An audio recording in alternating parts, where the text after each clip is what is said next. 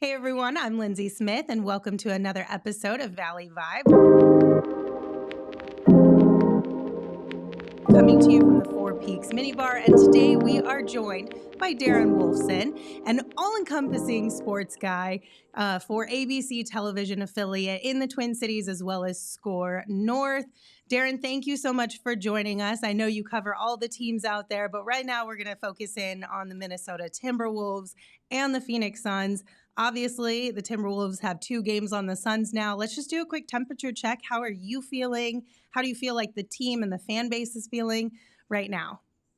Well, I mean, I appreciate you having me, Lindsay. You're at a bar. Like, I'd go for a cocktail right now. I don't know if you can, like, somehow, like, maybe have a connection to, like, Uber Eats or something. Like, if somebody wants to deliver a cocktail my way here in St. Paul, that would be fantastic. But I appreciate you having me. I mean, I'm shocked, really. And not a whole lot shocks me, but based on the way the 3 games went in the regular season, 2 of which were earlier this month, never in a million years did I foresee a 25-point win. Then on top of that, with a couple days to make adjustments to the chess match, another double-digit win. I guess I'm maybe not shocked that the Wolves, who played so well at home all year, found a way to hold home court advantage to win 2 games.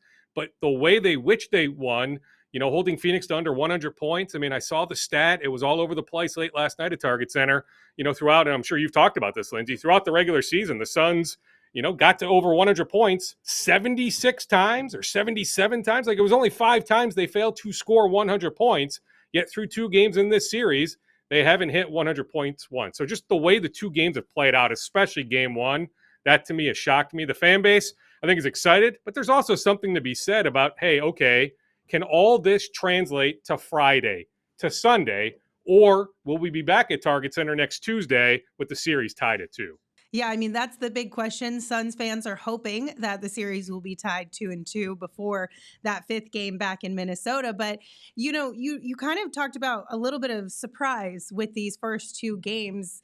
Defensively, I kind of want to talk about that. Do you think that it's similar to what you saw from the Timberwolves, of course, throughout the regular season, just maybe specifically not in those Suns T-Wolves games? Or do you think they've really stepped it up a notch here in these last 2 games in the playoffs? Well, I mean, I don't know if they necessarily have stepped it up a notch, but they have with this specific matchup. Like, Lindsay, you can go through all 82 games of the Wolves in the regular season. Their 2 worst defensive performances were the regular season finale in Minneapolis at Target Center, then the game in November there in Phoenix. So twice out of the 3 matchups, the Wolves defense failed miserably against Phoenix. But you look at the rest of their body of work, the other 79 games or 78 or 80, I guess you can include that 97-87 win in early April in Phoenix. Like, the Wolves defense was the legit number 1 defense in the NBA. Like, and there was a far separation 1-2, any which way you want to slice and dice the numbers. If you want to go, down a deep rabbit hole of advanced metrics, whatever you want to do. Like, the Wolves defense was legit number 1 the entire season. They have so many good individual defenders. Jaden McDaniels, I saw the stat this morning. I mean, when you think about Beal, Booker, whoever else Jaden has been on, those guys are shooting 28% in this series when Jaden is on, those guys. I mean, Jaden's defense is really, really good. He doesn't necessarily get the national recognition because he's so mild-mannered, just not a loud, boisterous guy, but the defense is really good. Nickeil Alexander-Walker, I thought last night in game 2, Lindsay, I thought Nickeil's defense on Devin was really, really good. Like, he's a plus defender. Anthony Edwards, plus defender. Now, he exerts so much energy on the offensive end over the course of 82 games. You don't necessarily always see that Anthony Edwards defense, but to me, he's got all defensive type talent. Then you've got Rudy Gobert. Like, I don't think any of us will be surprised here in the coming days, whenever the day is that they announce Defensive Player of the Year, if Rudy Gobert wins his 4th Defensive Player of the Year award. If you want to make a case for Victor Wembanyama, fine, whatever. I'm just telling you, I'm positive Rudy Gobert is going to win that award. Then you think about Karl Anthony Towns, 9 years in the league. Like, for the first 8, a minus defender. This year, an average defender. Like, he's taken a step forward defensively. By no means is he a plus defender, but in his 9 years, this is the best defense he's ever played. And Mike Conley Jr., good defender. Kyle Anderson didn't play last night. It's a minor injury, hip issue. I think he plays on Friday, but we'll get a better sense tomorrow. But like, Kyle Anderson, good defender, not a good shooter, but good defender. They have so many good individual defenders that, yeah, I mean, you know, surprised just because I know how good that Phoenix offense is. But overall, like if you had told me, 5 days ago, hey, like the Wolves are going to play A or A minus type defense, to me, it's been A plus. But if you had told me they're going to play like A or A minus defense, I'd have been like, yeah, I saw it for good chunks of the regular season. Yeah, and we all know defense travels pretty well. How are you feeling about game 3 specifically? Well, yeah, I mean, I do. I think it does travel. I think it's transferable. The physicality. I mean, we saw a shift post All Star break, the way officials are now officiating these games, letting a lot more go. We saw Frank Vogel get teed up in the fourth quarter last night. A few of the Suns players bickering with the officials. They were bothered by the officiating last night. Heck, going back years, Lindsay, that was the Wolves that had the lack of maturity. Like they led the NBA in technical fouls last year. Heck, this time last year, Rudy Gobert is punching Kyle Anderson in the regular season finale. Jaden McDaniels is punching a wall, right? So then Jaden misses the playoff series against Denver. 2 years ago in the Memphis playoff series, the Wolves were up 1-0, lost game 2, then lost game 3, lost the series in 6 games. They had multiple 20-point leads in that series that they blew. So, like going back 2 years, then last year, the Wolves are the team that has been, between the Suns and the Wolves, the one that has been by far the more, emotionally unstable, right? But like last night, the Wolves kept their composure. Phoenix did not. I still need to see the Wolves. I get it. The defense is transferable, but like, is the Mike Conley Jr. shooting transferable? Does Jaden McDaniels really have another game like this? Now, hey, Karl Anthony Towns, I think in this series at some point, Lindsay, has a good game in him. We know Anthony Edwards is fully capable of having another game 1 type performance, but I guess I need to see it to believe it. So I get why Phoenix is, what, a 4.5-point favorite on Friday night. That doesn't surprise me. I get it. I think Phoenix is going to be so incredibly desperate on Friday. And I still think there's like a really, really good like combination Durant, Booker type game, possibly even Beal. Or I guess I'll be surprised if the Wolves win on Friday. Yeah, Darren, for me, game 3, I'm not really that concerned about, surprisingly, even though our backs are against the wall. I think the Suns will come out and have a big performance because of that situation. Game 4 might be the one where I'm a little more hesitant to feel confident about, I suppose, because that's the game where now both teams will likely have gone through some adversity if the Suns are successful in game 3. You know what I'm talking about? I do know what you're talking about. Yeah. Like, and do the Suns just say, okay, like it's our home court. Yeah. Look what happened in game 3. Like, okay, la di da di da. Like it'll carry over automatically to Sunday's game 4. And I just know like this Wolf staff is really, really good. Like they didn't have a 3-game losing streak all year. So they respond really well to losses.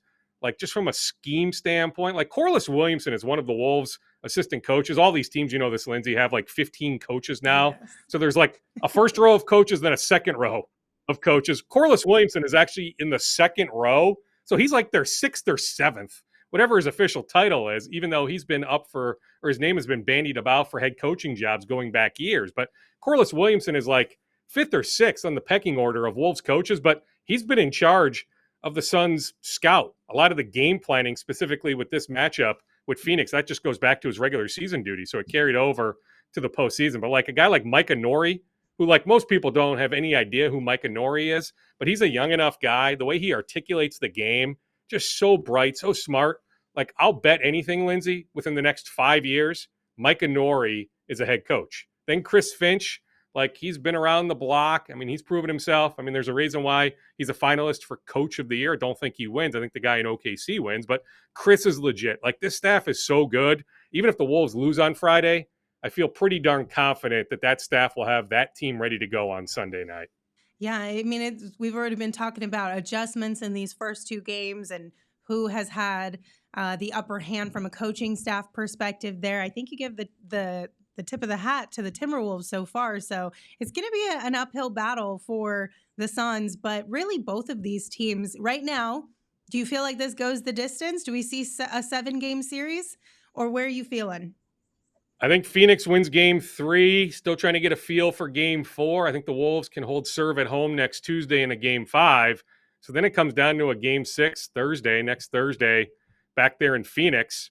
I don't know. That to me would be a toss-up game. I think the Wolves at this point win the series. I'm just trying to figure out if it's in 6 or in 7. But like, I don't think this series is going to be over in 4 or even 5 games. It is amazing though, Lindsay, how much things have shifted.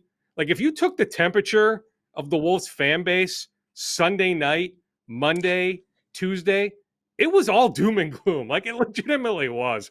Like everybody with the Wolves is like, okay, we fell to 3, which stinks, but like, couldn't we at least have gotten New Orleans? But New Orleans lost on that Sunday to the Lakers, right?